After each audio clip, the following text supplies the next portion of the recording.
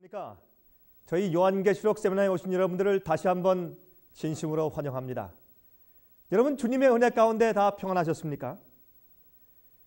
지난 시간에 우리는 요한계시록 13장에 나타나는 짐승의 표에 대해서 연구하였습니다. 우리는 이 짐승의 표를 강요할 배후 세력인 그 짐승의 정체가 무엇인지를 먼저 공부했고, 또한 요한계시록 13장의 두 번째 올라오는 짐승인 미국이 먼저 나온 짐승인 교황권을 위하여서 짐승의 우상을 세워주고 짐승의 표를 강요한다는 사실에 대해서 우리가 배웠습니다. 또한 666이라는 숫자는 짐승의 표 자체가 아니라 짐승의 표를 강요하는 배후 세력의 정체를 알려주는 힌트 가운데 하나라는 사실도 우리가 배웠습니다.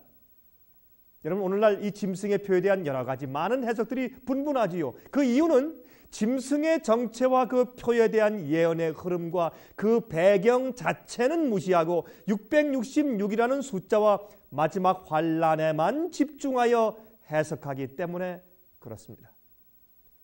여러분, 짐승의 표를 알기 전에 먼저 성경의 예언 자체를 합리적으로 그 문맥의 내용 그대로 먼저 풀어야 하는 것입니다. 성경 자체가 성경 예언을 해석하게 만들어야 된다, 그 말입니다.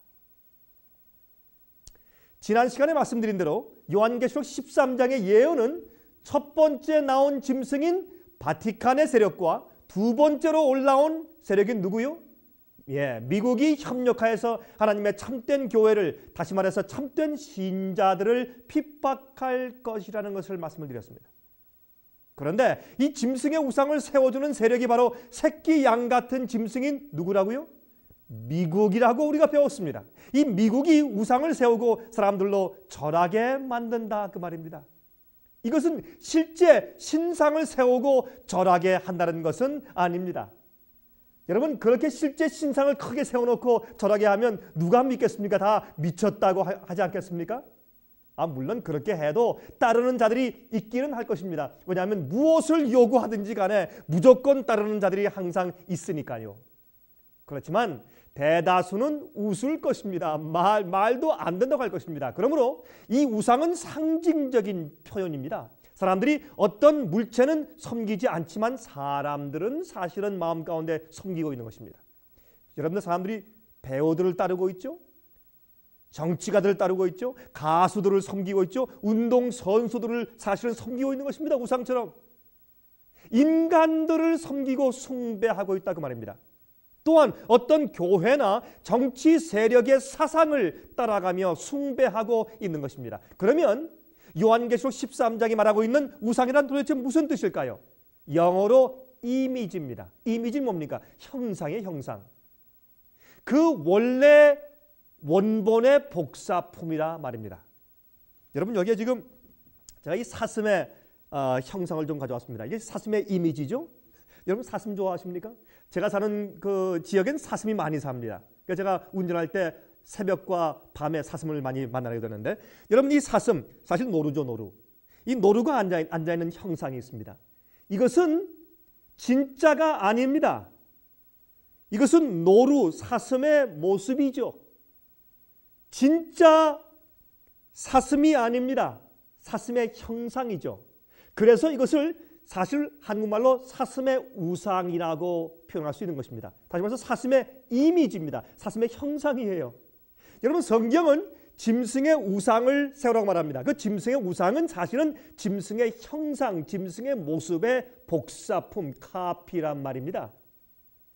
여러분, 그 짐승의 정체는 우리가 배웠듯이 교황권입니다. 그러면 교황권의 형상이란 말입니다. 교황권의 모습을 닮은 복사품이란 말입니다. 그것이 짐승의 우상이라는 뜻입니다, 여러분. 여러분, 짐승의 우상은 사실상의 짐승의 모습을 닮은 짐승의 형상이라는 뜻입니다. 여러분, 요한계시록 13장 14절에 말씀했습니다. 칼에 상하였다가 살아난 짐승을 위하여 우상을 만들라 하더라 그랬습니다. 또한 15절에 말씀했습니다. 저가 권세를 받아 그 짐승의 우상에게 생기를 주어 그 짐승의 우상으로 말하게 하고 또 짐승의 우상에게 경배하지 아니하는 자는 몇이든지 다 죽이게 하더라 그랬습니다. 다시 말하자면 죽었던 상처를 받았던 교황권의 세력을 부활시키기 위하여 생기를 준다는 것입니다. 그리고 그 우상으로 말하게 한다는 것입니다. 다시 말해서 이 교황권이 한 그러한 모습의 체제를 만든 다음에 그러한 일을 다시 할 수 있도록 힘을 준다 그런 말이죠. 이것은 같은 장 요한계시록 13장 5절의 내용과 일치하는 표현입니다. 자 보십시오. 요한계시록 13장 5절입니다. 또 짐승이 큰 말과 참남된 말하는 입을 받고 또 42달 일할 권세를 받으니라 그랬습니다. 여러분 무슨 뜻입니까? 42달 그랬죠? 우리가 이미 다 요한계시록 12장을 배울 때 다 배웠습니다. 42달이 무엇입니까? 42달은 1260일이죠. 1260일은 1260년이죠. 그래서 1260년간 중세기에 자기의 권위에 대항하던 성도들을 핍박하는 권세를 누렸던 그 모습을 표현하면서 큰 말을 하는 입을 받았다고 했습니다. 다시 말해서 중세기의 교황권이 핍박하는 그런 세력을 받았다고 말이죠. 6절과 7절을 읽어보면 우리가 알 수가 있습니다. 요한계시록 13장 6절과 7절입니다. 짐승이 입을 벌려 하나님을 향하여 회방하되 그의 이름과 그의 장막 곧 하늘에 거하는 자들을 회방하더라. 또 권세를 받아 성도들과 싸워 이기게 되고 각 족속과 백성과 방언과 나라를 다스리는 권세를 받으니라 그랬습니다. 여러분 보세요. 그러므로 이 짐승의 세력이 그러한 권세를 받는다고 설명되어 있습니다. 그것을 그 말을 하게 한다고 그렇게 성경에 표현해서 예언했다고 말입니다. 그러므로 미국이 짐승, 다시 말해서 교황권의 우상으로 말하게 한다는 뜻은 교황권이 중세기 때에 자기의 권위를 대항하던 자들을 핍박하던 그 힘을 다시 부활시켜 준다는 뜻이지요. 또한 경배하지 않는 자들을 다 죽이도록 명령한다는 것은 강제적인 명령의 뜻을 가지고 있다는 것을 표현하는 것이지요. 이 짐승의 우상은 중세기의 유럽 전역을 지배하였던 교황권의 핍박의 세력을 닮았다는 뜻입니다. 다시 말해서 1260년 동안에 교황이 큰 말하는 입을 받았습니다. 다시 말해서 핍박하는 세력을 받았어요. 그러므로 이 짐승의 우상에게 말하게 한다는 것은 미국이 그것은 교황권에 과거에 했던 그런 세력을 다시 부활시켜서 권력을 행사하게 해준다는 뜻입니다. 다시 말하자면 국가와 종교에 연합된 세력을 상징하는 것입니다. 국가의 힘도 가지고 있고 교회의 힘도 동시에 가지고 있는 모습을 말하는 것이라 그 말입니다. 여러분 국가와 교회가 연합한 세력은 자기들의 가르침대로 따르지 않는 자들을 종교적으로 핍박할 수 있는 권세를 가지게 되기 때문에 그렇습니다. 여러분 정치와 종교가 합치면 좋은 것 같지요? 아닙니다. 정치의 힘이 업혀지면 그것은 핍박으로 돌변하는 것입니다. 그것이 우리 인류 역사 가운데서 종종 보는 것이 아닙니까? 여러분 청교도들이 유럽에서부터 그러한 핍박을 피해서 미국으로 이민을 왔죠. 그런데 이 짐승의 세력이 미국까지 뒤따라와서 성도들을 핍박할 수 있는 환경을 이 미국에서도 조성한다는 그런 예언인 것입니다. 여러분 이제 이해하시겠습니까? 요한계시록 12장 17절은 그와 같은 모습을 설명해 주고 있습니다. 읽어보십시다. 요한계시록 12장 16절 17절입니다. 땅이 여자를 도와 그 입을 벌려 용의 입에서 토한 강물을 삼키니 용이 여자에게 분노하여 돌아가서 그 여자의 남은 자손 곧 누굽니까? 하나님의 계명을 지키며 예수의 증거를 가진 자들로 더불어 싸우려고 바다 모래 위에 섰더라고 말씀했습니다. 여러분들이시여 미국에서 자신의 세력을 구축할 때까지 참고 기다리고 있는 모습을 말하는 것입니다. 여러분이시여 마귀가 주의 백성들을 성경을 교회의 권위보다 더 높이는 사람들을 놓쳐버렸습니다. 왜? 그들이 청교도들이 어디로요? 미국으로 도망쳤지 않습니까? 그런데 미국에 와서 핍박할 수가 없어요. 왜? 미국엔 종교 자유와 헌법이 있기 때문에. 그러므로 이 미국에서 핍박할 수 있는 그런 분위기, 다시 말해서 옛날 유럽처럼 종교와 국가의 힘이 합쳐져서 종교적인 어떤 가르침을 강요할 수 있는 분위기가 조성될 때까지 참고 기다리고 있는 모습을 거기에 말했다고 말입니다. 그 다음에 13장의 예언이 시작되는 것입니다. 여러분 중세기의 유럽에서 누리던 그와 같은 세력을 미국 땅에서 확립시키려고 음모를 꾸미고 있는 모습을 성경 예언은 말씀하고 있는 것을 우리가 본다 그 말입니다. 여러분 이렇게 되면 여러분들께서 궁금해하실 한 가지 일이 생기게 되죠. 도대체 어떻게 바티칸의 세력이 미국의 정치를 장악할 수 있게 된단 말입니까? 하는 질문이죠. 또한 과연 그러한 일이 이 미국에서 진행 중에 있다는 말입니까? 하는 질문이 여러분 마음 가운데 생기게 될 것입니다. 아니, 이 자유의 땅인 미국에서 그러한 일이 과연 가능하단 말입니까? 종교적인 핍박이 아마 그런 의문이 여러분 마음 가운데 들어가실 것이라고 생각이 됩니다. 여러분 지금부터 제 설명을 잘 들으시기 바랍니다. 많은 그리스도인들이 깨닫지 못하고 잠자고 있는 동안에 우리의 원수 마귀는 차곡차곡 자기의 목표를 달성시켜 왔다 그 말입니다. 여러분 열처녀의 비유를 기억하시죠? 어떻게 말씀하십니까? 열처녀의 비유 가운데 다 그들이 졸며 잘세 그랬습니다. 그러다가 갑작스러운 신랑이 온다 하는 소리에 깨어보니 무엇이 없었습니까? 등잔에 기름이 없었습니다. 여러분이시여, 지금 오늘날 이 세상의 기독교인들이 쿨쿨 잠자고 옛날 종교 개혁자들이 이미 설명해 놓은 요한계시록의 그 가르침을 버리고 로마 천주교와 개신교가 다시 손을 잡고 있으면서 깊이 잠든 동안에 마귀는 큰 역사를 해놓았다고 말입니다. 여러분 알곡과 가라지의 비유를 이해하시죠? 여러분 알곡과 가라지의 비유 가운데 어떤 말씀이 있습니까? 그들이 잠자는 동안에 원수가 가라지를 뿌리고 갔다고 말씀했습니다. 그래서 추수 때 나가보니까 알곡만 뿌려놓은 곳에 가라지들이 그만 가득 생긴 것입니다. 우리가 잠자고 있는 동안에 이 미국 안에서 엄청난 예언 성취가 벌써 이루어지고 있었고 지금 이루어지고 있다는 사실을 여러분께서 아셔야 할 것입니다. 많은 그리스도인들이 전혀 얘기하지 못하고 있는 방향으로 지금 이 미국은 전진하고 있는 것을 여러분께서 아셔야 할 것입니다. 여러분 도대체 무엇을 말하고 있는 것이냐고요?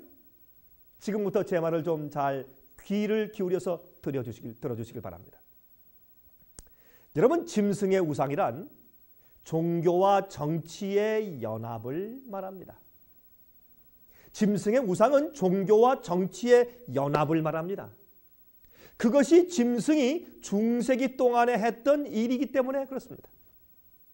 여러분 중세기의 종교 암흑시대 교황권이 로마 정부의 권력과 손을 잡고 성경의 권위를 높이는 그리스도인들을 핍박했던 것처럼 미국의 개신교회가 정부의 정치 세력을 뒤에 업고 중세기의 교황이 행했던 핍박의 모습을 재현할 것이라는 예언이 바로 짐승의 우상을 세우라고 하는 요한계시록 13장의 예언이라 그 말입니다.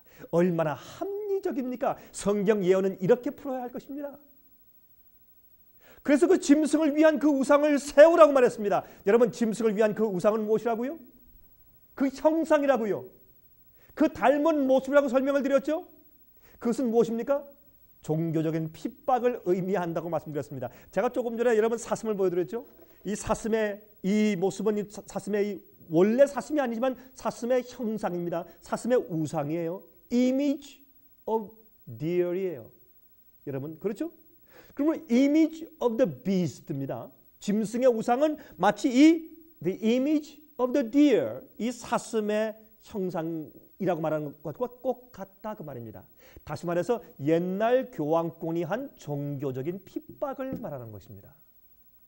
어떻게 하면 핍박이 됐습니까? 종교와 정치가 합쳐 있었으니까 당시에.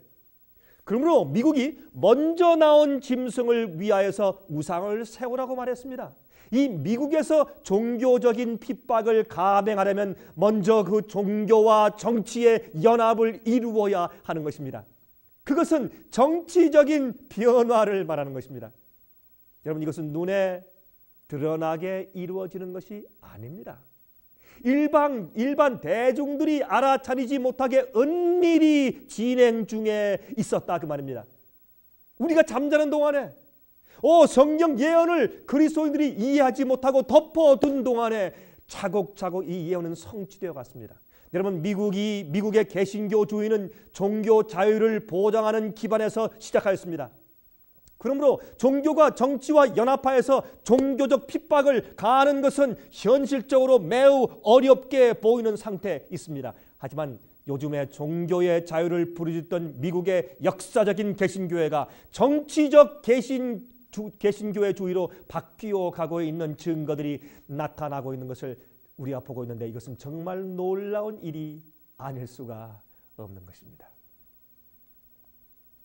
여러분, 마귀는 이 짐승의 우상을 세우는 방법으로 다음과 같은 두 가지 방법을 사용하고 있습니다. 여러분, 제 얘기를 좀 잘 들어보십시오. 여러분, 이런 시사적인 이야기들은 여러분들이 잘 이해하시기 어려울지 모르지만 잘 좀 귀를 기울이세요. 마귀가 두 가지 방법을 사용하고 있는데, 첫 번째로 종교연합운동입니다. 다시 말해서 개신교회와 로마 천주교회, 그 교황권의 연합운동은 이미 오래전부터 추진되어 왔고 지금 잘 진행되고 있습니다. 여러분, 1979년도 10월 8일자 워싱턴 포스트지 신문은 다음과 같이 말했습니다. 교황권의 요구에 따라 200여 종파의 개신교회 지도자들은 각기 다른 전통을 가지고 분리되어 있는 그리스도인들 사이의 장벽을 무너뜨리기 위하여 진행되고 있는 프로그램에서 교황과 함께 기도하고자 트리니티 대학의 예배실에 모였다. 국제교회 협의회의 총무인 클레이너 랜덜스는 거기서 교황이 개신교인들과 함께 칼빈파의 찬미가와 찰스 웨슬레의 찬미를 부르고 있는 것을 볼 때 감동받지 않을 수 없었다고 말하였다. 그는 또한 이 사실은 우리가 얼마나 가까워졌는지를 잘 보여주는 증거이다 라고 말하였다라고 기록했습니다. 얼마나 놀라운 일입니까? 여러분, 있을 수 없는 일이 서서히 진행되어 오고 있었지 않습니까? 그리스도인들이 예언의 그 사실을 모르고 잠자고 있는 동안에 말이죠. 두 번째로 교회와 국가의 연합입니다. 여러분, 두 번째로 마귀는 또 무엇을 추진시키고 있는가? 교회와 국가의 연합을 추진시키고 있습니다. 종교연합운동의 정신에 깊이 젖어 있는 사람들은 강력한 기독교 정치단체를 구성하여서 도덕적으로 퇴폐해진 사회와 국가에 다시 기독교적인 정신을 불어넣고 미국을 하나님께서 인정하시는 축복하실 수 있는 국가로 만들기 위해서 총력을 기울이고 있다 그 말입니다. 여러분, 이러한 목적을 성취하기 위해서는 종교적 성향을 띤 법안을 입법화하거나 국회에서 그런 법을 만들거나 교회와 정치에 대한 분리의 벽을 허물어뜨릴 수 있는 헌법의 재해석이 반드시 이루어져야만 된다 그 말입니다. 여러분 생각해 보세요. 지금 미국의 헌법은 제1조에 종교 자유와 집회 자유와 언론의 자유와 출판의 자유가 약속되어 있습니다. 그건 보장되어 있습니다. 그러므로 그것을 어떻게 해요? 재해석해야 합니다. 헌법을 뜯어 고칠 수는 없습니다. 그러므로 재해석하는데 여러분이시요, 요즘에 미국의 대법원의 법원장인 랭퀴스트 씨는 대법원 판사인 랭퀴스트 씨는 이렇게 말했습니다. 미국의 헌법의 제1조에 이 종교 자유에 대한 그러한 그 헌법에 대한 해석은 우리가 과거에 집착하지 말고 재해석할 필요가 있다. 왜? 그것은 과거의 핍박 때문에, 과거에 유럽에 있던 좋지 않은 역사 때문에 생긴 것이기 때문에 지금은 우리가 재해석할 필요가 있는데, 그것은 개인의 자유보다 국가의 유익이 먼저 선지한다고 우리가 이해해야 할 것이다 라고 말을 했습니다. 여러분, 이러한 목적을 위하여서 그들은 자신들의 사상을 지지하는 특정한 정치인들을 적극적으로 후원하며 국회의원들에게 강력한 로비 활동을 펼치고 있는 것입니다. 종교연합운동가들이. 사탄은 이러한 기독교계의 흐름을 주도하면서 미국을 강력한 기독교적 헌법을 가진 용 같은 짐승으로 키우기 위하여서 최고의 노력을 경주하고 있다 그 말입니다. 여러분 이해하시겠습니까? 무슨 뜻인지? 이러한 면에 있어서 미국에 있는 개신교의 단체들이 어떻게 정치적으로 움직이고 있는가를 주목해 보는 일은 매우 중요한 것입니다. 지난 10여 년 동안 미국의 개신교회 안에 다음과 같은 세 가지 뚜렷한 변화가 일어났습니다. 사회의 범죄와 타락이 심화되면 될수록 다음과 같은 현상은 더욱더 뚜렷하게 일어날 것입니다. 여러분, 청교도들은 건국 당시에 교회와 국가를 완전히 분리시킨 법을 제정함으로써 종교적 핍박이 없는 국가를 세웠습니다. 하지만 사탄은 다음과 같은 세 가지 전략을 통하여서 종교 자유를 파괴시키는 짐승의 우상을 세워가고 있다 그 말입니다. 첫 번째, 교회와 국가는 분리되어야 한다는 미국 건국 이념을 반대하는 사람들이 점점 더 많아지고 있습니다. 둘째, 교회가 정치적 활동에 적극적으로 참가함으로써 기독교 정신과 교리를 입법화해야 한다는 주장이 점점 더 거세어지고 있습니다. 세 번째, 그들이 믿는 신앙과 다른 것을 믿는 자들은 법에 의하여서 제재하거나 핍박하는 근본주의자들의 사상이 크게 기독교에서 지금 힘을 얻고 일어나고 있는 상태에 있다 그 말입니다. 여러분, 지금 미국에 세워지고 있는 짐승의 우상을 잘 좀 보시기 바랍니다. 미국에 있는 각 교회 및 기독교 단체들은 정치적으로 어떻게 움직이고 있으며 또한 그들의 최종 목적은 무엇인가 하는 것을 여러분께서 아셔야 할 것입니다. 기독교 정치 단체들이 종교연합운동을 통하여서 강력한 영향력을 행사하자 미국의 정치인들은 앞을 다투어서 가장 많은 투표자 수를 확보하고 있는 기독교 정치단체의 후원을 얻기 위해서 추파를 던지기 시작했다고 말입니다. 여러분, 기독교 정치단체들은 자신들의 사상을 지지하는 정치인들의 정치적 입지를 굳혀주고 기독교 정치단체의 후원을 받는 정치인들은 기독교인들이 요구하는 종교적 법안을 국회에서 국회 상정하여서 입법화시키는 일에 협조하고 있는 것입니다. 여러분이시요, 여러분 보이지 않습니까? 미국 기독교계와 정치계에서 이루어지고 있는 다음과 같은 사실들을 살펴보면 참 놀라운 것입니다. 여러분들이시요, 지금 짐승의 우상이 어디까지 세워졌는지 아십니까? 여러분, 짐승의 우상은 옛날 중세기 교황권이 행했던 교회와 정치가 연합하여서 힘을 행사하는 그러한 모습을 미국에서 다시 세워준다고 하는 것이 미국에서 먼저 나온 짐승인 그 짐승을 위해서 우상을 만들라 하는 그 예언이라 그 말입니다. 첫 번째요, 여러분, 미국에 있는 침례 교회를 좀 보십시다. 침례 교회는 역사적으로 교회와 국가의 분리를 가장 강력하게 주장해온 교회입니다. 참 훌륭한 교회입니다. 침례 교인들은 17세기의 영국 국교의 핍박을 피해서 미국으로 이주해온 사람들입니다. 그래서 종교 자유의 아버지라고 불리우는 로저 윌리엄스 목사가 바로 침례 교인입니다. 여러분, 그런데 1960년도에 천주교 신자로서 여러분, 대통령 선거에 입후보했던 케네디 대통령에게, 여러분 그 당시 존 케네디는 천주교인이었죠.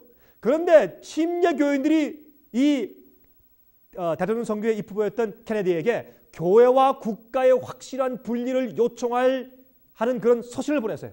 그렇게 할 때까지 침례 교인들은 종교의 자유에 대한 열성을 가지고 있었습니다.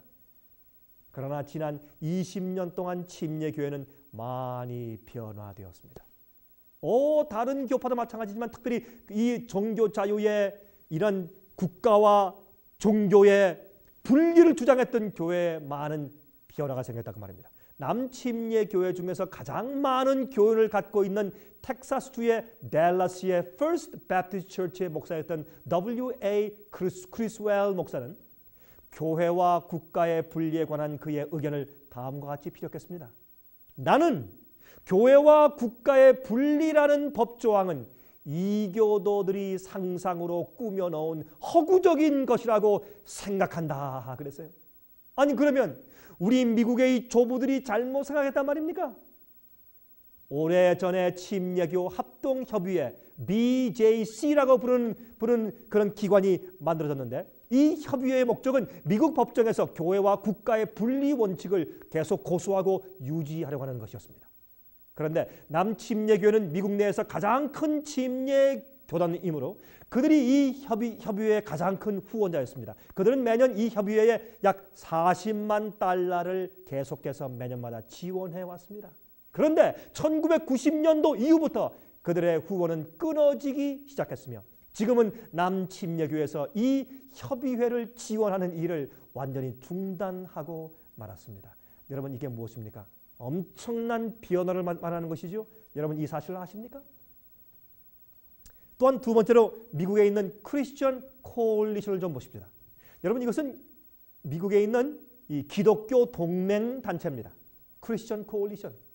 이것은 남침례교회만이 미국에서 교회와 국가의 분리를 반대하는 것이 아닙니다.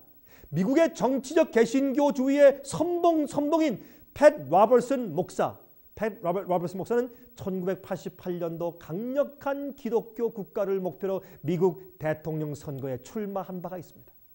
비록 그는 대통령에 당선되지 못했지만 그는 미국 정치계의 커다란 이슈를 불러일으키는 데 성공했죠. 여러분, 기억하십니까?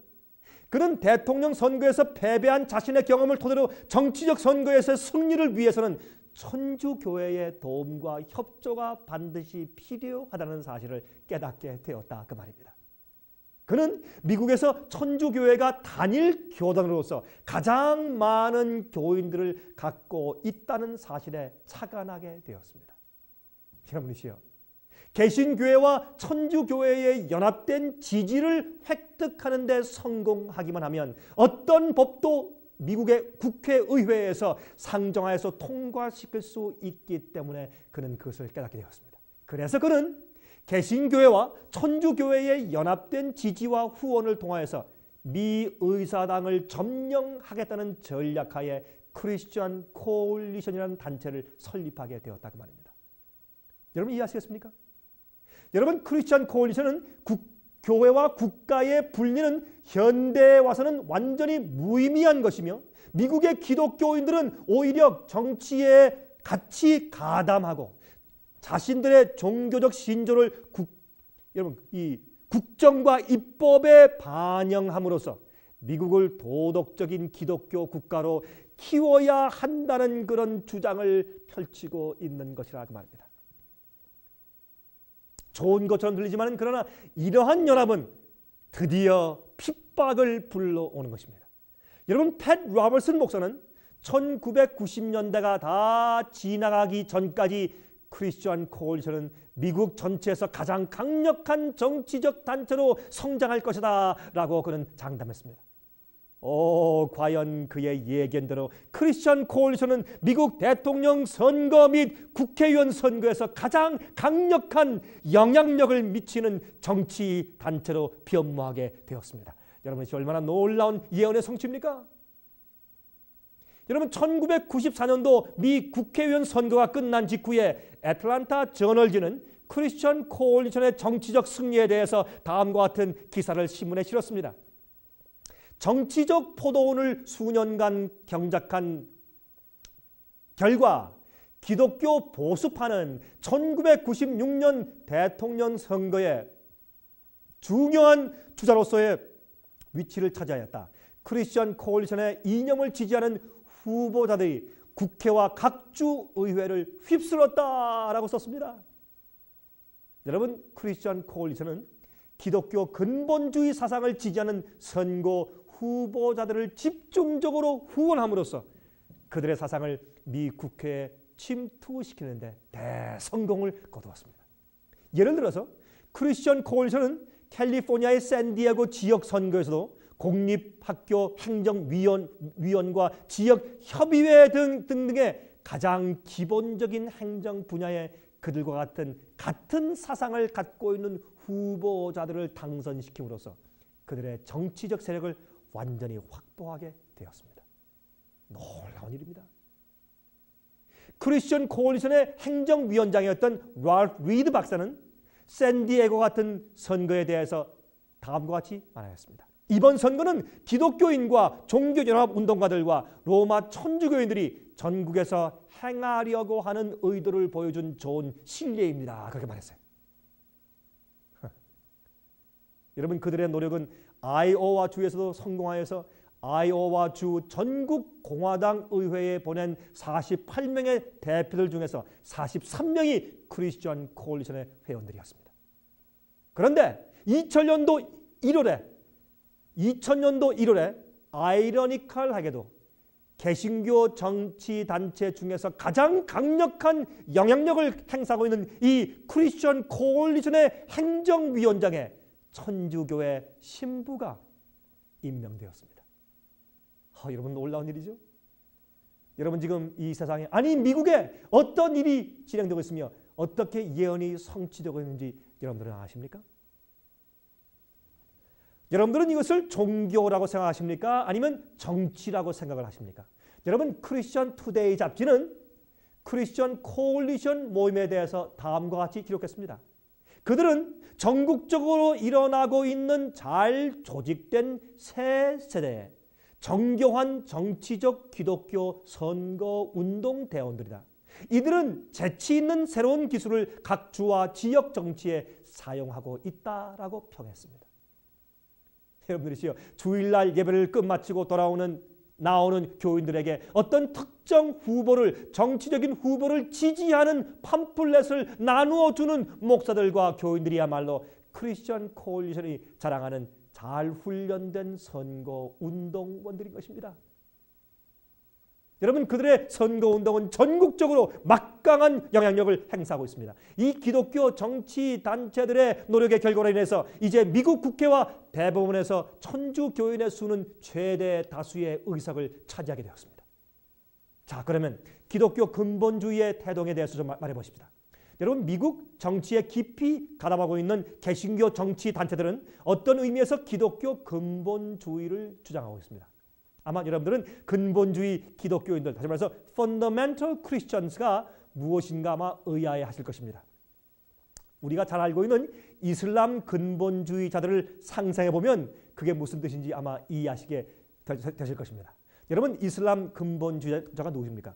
이슬람 근본주의자들은 이슬라믹 펀더멘탈리스트들은 자신들의 전통적인 문화와 종교적 신앙을 반대하는 자들을 대항하여서 강한 반발을 나타냅니다. 그들은 그들이 믿는 바를 정치적으로 성취시키기 위해서 어떤 수단이라도 사용하며 심지어는 테러까지도 감행하고 있지 않습니까? 그러면서도 그들은 자신들의 행동을 국가를 살리는 또 자기들의 종교를 살리는 일이라고 생각합니다. 또한 그들은 그들 자신들만이 옳고 그들을 반대하는 사람들은 다 틀렸다고 생각을 하는 것입니다. 그래서 그들의 수단이 그들의 목적을 위해서 하기 때문에 어떤 수단을 써도 다 정당화시키는 것입니다. 여러분 그들은 흔히 자유에 대해서 열변을 토하지만 자신들의 사상을 실현시키기 위해서 어떠한 폭력도 서슴지 않는 것입니다.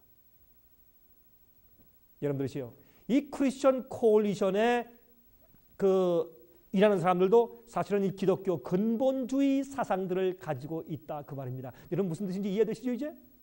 이 크리스천 코올리션의 행정위원장인 키스 포니의 신부가 1992년도에 Road to Victory 2라는 모임에서 이렇게 말했습니다. 당신은 옳지 않는 일을 행할 권리가 없다.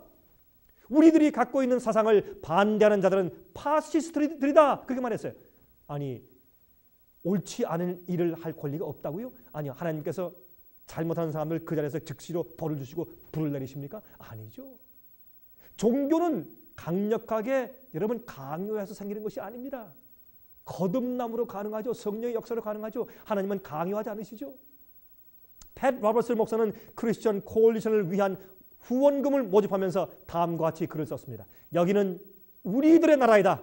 당신은 더 이상 이 나라를 우리들로부터 빼앗아갈 수가 없다.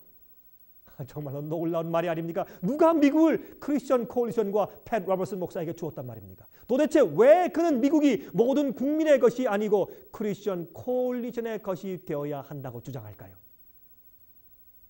개신교회의 정치 단체들 저변에 흐르는 이러한 사상들은 미국에서도 가혹한 종교적 핍박이 가능할 수 있는 길을 열어놓고 있는 것입니다.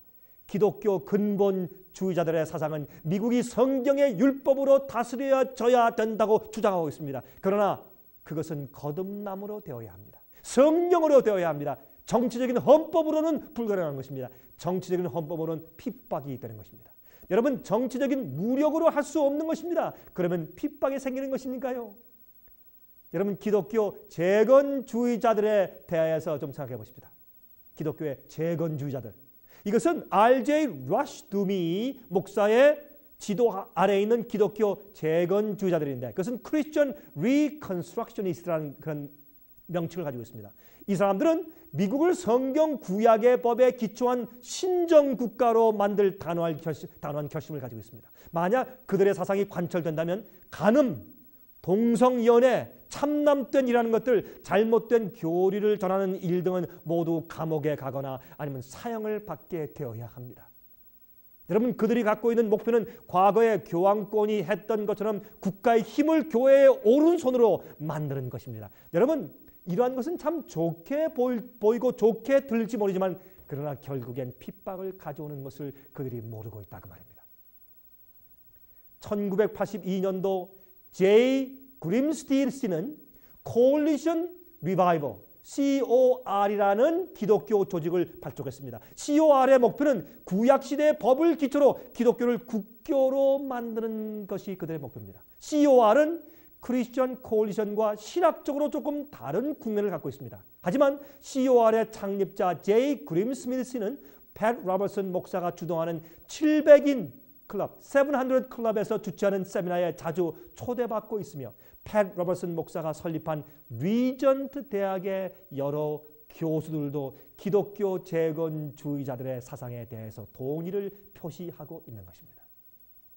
그 이유는 그들이 비록 다른 점이 있지만은 그들이 지향하고 있는 방향에 공통점이 있기 때문에 그렇습니다.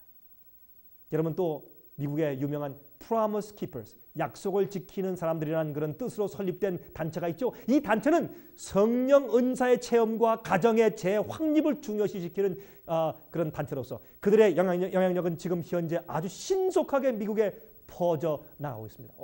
한 번에 수십만 명씩 모이죠. 모든 교리나 성서적 진리를 제쳐둔 채 기적과 사랑을 강조하는 대규모 감정적 신앙 집회를 주최하여서 수십만 관중들을 동원하는 그런 위력을 나타내고 있습니다. 여러분, 무너진 가정의 가치와 전통을 회복하기 위해서 미국은 지금보다 강력한 기독교의 도덕법을 가져야 된다고 주장하고 있습니다. 상당히 좋게 들립니다. 그러나 그 배후에 있는 위험성을 모르는 것입니다. 여러분, 크리스천 코올리션과 동일한 목적을 위하여서 그들도 일하고 있는 것입니다. 특별한 집회 때마다 그들에게 임하고 있는 기적과 이적들은 그들에게 힘을 주고 있어요. 놀라운 일이죠. 또한 주일 성수로 모아지고 있는 기독교 정치 단체들의 운동을 좀 지켜보십시오. 주일을 거룩하게 성수하자는 이것을 법적으로 정하자, 그렇게 하는 것입니다. 여러분, 기독교를 미국의 국교로 만들어 사회적으로 강요하겠다는 노력은 현재 미국 각지에서 강력히 진행 중입니다. 여러분, 1999년 10월 21일자 FRC, 다시 말해서 Family Research Council이라고 부르는 기독교 단체와 이를 지지하는 국회의원들은 십계명을 공공사무실에 붙이는 캠페인을 하기로 결정했습니다. FRC는 1983년에 발족된 기관으로서 제임스 답슨, 여러분 Focus on the Family 아시죠? 거기에 제임스 답슨 박사가 지도하는 Focus on the Family에 속해 있다가 1992년도에 독립된 단체입니다. 그들은 여러 국회의원들을 설득하여서 10계명을 두 돌비에 써서 그들이 일하고 있는 국회 사무실에 붙이기로 하고, 또한 10계명이 공공생활에 없어서는 안 될 중요한 요소라는 것을 공중 앞에 알리고 설득시키기로 그들은 결심한 것입니다. 여러분, 이 캠페인은 33명의 공화당 의원들과 8명의 민주당 의원들이 참가하고 있습니다. 여러분, 요즘에도 여러분 그 법정에서 어떤 판사들이 이제 주 사무실이나 아니면 도시의 사무실에 10계명을 벽에 갖다 붙이는 일 때문에 자꾸 지금 이슈가 생기고 문제가 생기고 있죠. 여러분, 신문에서 보십니까? 이것은 짐승의 우상을 세워가고 있는 그런 역사인 것입니다. 사회의 타락과 부패와 범죄가 심화되면 될수록 또한 경제가 어려워지고 천연재해가 앞으로 심해지면 질수록 미국 기독교 정치단체들이 이러한 펼치는 이런 주장들은 점점 더 강력한 설득력을 가지고 미국인들의 지지를 받게 될 것입니다. 그래서 하나님의 예언은 종교와 정치의 연합세력인 짐승의 우상이 갑자기 생기를 받아 강력한 정치적 힘을 행사하게 될 때 드디어 미국이 용처럼 말하면서 짐승의 표를 강요하는 핍박의 세력으로 돌변하게 될 것이라고 그렇게 예언하고 있다고 말입니다. 자, 요한계시록 13장 15절부터 17절 다시 읽읍시다. 저가 권세를 받아 그 짐승의 우상에게 생기를 주어 그 짐승의 우상에게 말하게 하고 또 짐승의 우상에게 경배하지 않는 자는 몇이든지 다 죽이게 하더라. 저가 모든 자 곧 작은 자나 큰 자나 부자나 빈궁한 자나 자유한 자나 종들로 그 오른손이나 이마에 표를 받게 하고 이 표를 가진 자 외에는 매매를 못하게 하니 그랬습니다. 짐승의 우상, 즉 미국의 기독교 정치 단체들이 지지하는 정치인들이 정부와 의회의 다수를 점령함으로써 교회는 종교 암흑시대의 교황권과 마찬가지로 국가의 권력을 사용하여서 자신들이 주장하는 교리나 도덕률을 법률로 정하여 강요할 것인데, 이러한 미국의 정치적 종교적 변화는 온 세계에 급속도로 파급될 것이며 이때 전 세계적으로 핍박의 불길이 타오르게 될 것이고, 대다수의 사람들은 먹고 사는 문제 때문에 목구멍이 포도청이라 짐승의 요구에 굴복함으로써 짐승의 표를 다 받게 될 것이라 그 말입니다. 여러분 이해하시겠습니까? 놀라운 이야기입니다. 여러분 이러한 이것을 이해할 때에 요한계시록 13장의 예언을 우리가 드디어 이해하게 된다 그 말입니다.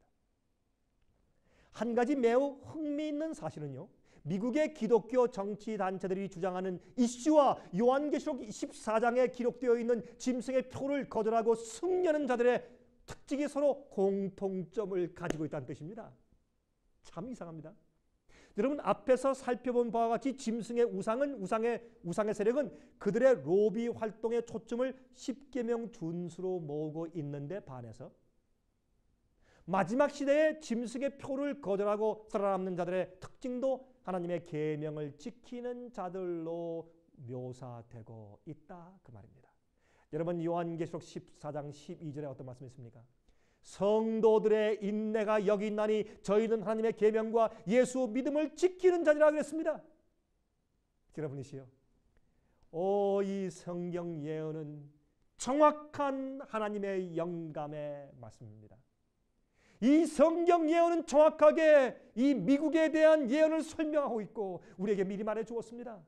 이것이 정확하게 지금 미국에서 성취되고 있습니다. 미국은 용처럼 말하기 위해서 준비되고 있습니다. 여러분 그런데 요한계시록 14장 12절에 우리 지금 읽었지만 여러분 여기 보면 마지막에 어떻게 되어 있습니까? 성도들의 인내가 여기 있나니 저희는 하나님의 계명과 예수 믿음을 지키는 자니라. 이것은 여기에 짐승의 표를 받지 말라라고 말하는 그 말씀과 연결되어서 이 말씀이 기록되어 있습니다. 우리가 이제 다음 시간에 요한계시록 14장을 같이 공부하겠지만 말이죠. 그러므로 이 마지막의 투쟁의 초점은 하나님의 계명으로 초점 지어지고 있다 그 말입니다. 이것은 마지막 시대에 사탄의 편과 그리스도의 편 사이에 펼쳐지는 대쟁투에서 하나님의 십계명이 대쟁투의 초점이 된다는 사실을 의미하는 것입니다. 여러분 요한계시록 12장에도 마지막 시대 사탄과 하나님의 남은 백성들 사이에서 벌어지는 대쟁투의 초점이 십계명으로 말씀되어 있죠. 요한계시록 12장 17절에 용이 마귀죠. 용이 여자에게 누굽니까? 교회에게 분노하여 돌아가서 그 여자의 남은 자손 곧 하나님의 계명을 지키며 예수의 증거를 가진 자들로 더불어 싸우려고 바다 모래 위에 섰더라 했지 않습니까? 마귀는 오래전부터 하나님의 계명을 집요하게 공격해 왔습니다. 이러한 이유 때문에 하나님께서는 선지자 다니엘을 통하여서 사탄의 중세기의 작은 뿔 세력을 통하여서 당신의 십계명을 변경시킬 것이라는 경고의 말씀과 함께 적그리스도 세력의 특징을 자세하게 기록해 놓으셨단 말입니다. 다니엘 7장 25절에 말씀되어 있죠. 그가 장차 지극히 높으신 자를 대적하며 또 지극히 높으신 자의 성도를 괴롭게 할 것이며 그가 또 때와 법을 변개코자 할 것이며 그렇게 예언해 놓았지 않습니까 여러분? 마지막 시대의 영적 투쟁의 초점이 계명이라는 사실을 이해한 사탄은 현대 기독교회 안에 하나님의 계명에 대한 오해를 깊이 심어 놓았습니다. 그래서 기독교에 그렇게 계명에 대한 오해가 많습니다. 이러한 사탄의 기만 전략 때문에 계명을 지키는 것은 율법주의요, 계명을 강조하는 것은 바리새인주의라고 하는 심각한 오해가 오늘날 기독교 교인들 안에 널리 퍼져 있습니다. 여러분이시여, 그러나 기억하십시오. 바벨론 시대에 두라 평지에 세워졌던 금신상에 절하도록 강요받았을 때 우상에게 절하지 말라는 둘째 계명의 충성을 다짐하면서 왕의 요구를 거절했던 다니엘의 세 친구들처럼 그들이 생명을 바치면서 계명을 어기지 않았습니다. 그것이 충성 아닙니까? 그것이 우상에게 절하지 않는 사람들의 그 인침받는 경험 아닙니까? 그들처럼 사드락과 메삭과 아벳느고처럼 마지막 시대에 참된 하나님의 백성들은 하나님의 계명을 신실하게 지키기 위하여 짐승의 우상에게 경배하기를 거절할 것입니다. 이것이 짐승의 우상이라는 표현을 쓰게 된 이유입니다. 짐승의 우상을 세우라, 거기 절하게 한다, 절하지 않으면 죽이게 한다. 그것은 다니엘 3장에 있는 바로 느부갓네살 왕이 신상을 세우고 절하게 하고 절하지 않는 자는 다 풀무불에 잡아 쳐넣는 그러한 그 사건을 가지고 예언해서 표현한 것이 요한계시록 13장에 우상을 세우고 우상에게 경배하지 않는 자는 다 죽이게 한다는 바로 그러한 예언이 거기에서 비롯된 것입니다. 여러분들이시여, 하나님의 계명과 짐승의 표는 어떤 관계가 있길래 그렇습니까? 요한계시록은 짐승의 표를 거절하고 승리하는 참 하나님의 백성들의 특징을 가리켜서 하나님의 계명을 지키는 자들이라고 말하고 있지 않습니까, 여러분? 참 놀라운 얘기죠. 여러분, 최근 제임스 답슨 박사와 Focus on the Family의 제임스 답슨 박사와 척 콜슨, 미국의 프리즌 미니스트리의 책임자인 척 콜슨 목사 두 분이 미국의 현재 기독교에서 굉장히 유수하고 명성 있는 두 분이죠. 그 두 지도자가 교황과의 협의를 했습니다. 요한 바오로 2세를 찾아가서 협의를 했습니다. 현재 미국이 정치와 종교를 합치기 위한 전략을 지금 행하고 있다고 말입니다. 왜? 그들이 지금 이 개신교 목사들이 미국에서 이 헌법의 해석을 바꾸기 위해서 그들이 하고 있는 그 일에 천주교와 힘을 합쳐야 되기 때문에 그들은 하고 있습니다. 이런 일을 하기 위해서 미국에서 전략적으로 세 가지 일을 추진 중인데, 그것은 첫 번째, 미국에는 개신교인들이 지금 하고 있는 것입니다. 정치적으로 종교 운동가들이 정치적인 일을 지금 하고 있는 것입니다. 그들의 지금 그 목적을 이룩하기 위해서 첫 번째, 연방 세금으로, 페더럴 텍스죠. 연방 세금으로 기독교회 학교를, 특별히 parochial school, 천주교회 학교를 도와주는 일을 법적으로 통과시켜서 하고 있습니다. 그러면 어떻게 됩니까? 정치와 종교가 합쳐지는 그런 길을 놓게 되죠. 두 번째, 낙태 금지입니다. 어보이션을 막는 것입니다. 그것은 누굴 위해서요? 여러분, 낙태를 막는 것은 어떤 의미에서 그것은 종교법입니다. 그건 정치법이 아니에요. 특별히 로마 천주교에서 금지하는 것이지요. 그 일을 함으로써 종교와 정치를 합치려고 지금 길을 놓고 있습니다. 세 번째 무엇입니까? 공립학교에서 기도회를 하는 것입니다. 여러분이 9.11 사태, 테러 사태 이후에 미국에 있는 공립학교에서 기도하는 일이 지금 풍성하게 벌어지고 있습니다. 이것은 미국의 헌법은 불법입니다. 공립학교에서 기독교의 기도를 할 수 없는 것입니다. 그런데 기독교인들이 모여서 기도하고 있습니다. 공립학교에 세워진 그 깃대 앞에 모여서 다 기도하고 있습니다. 이렇게 공립학교에서 기도 운동을 하면서 이 일을 벌이고 있습니다.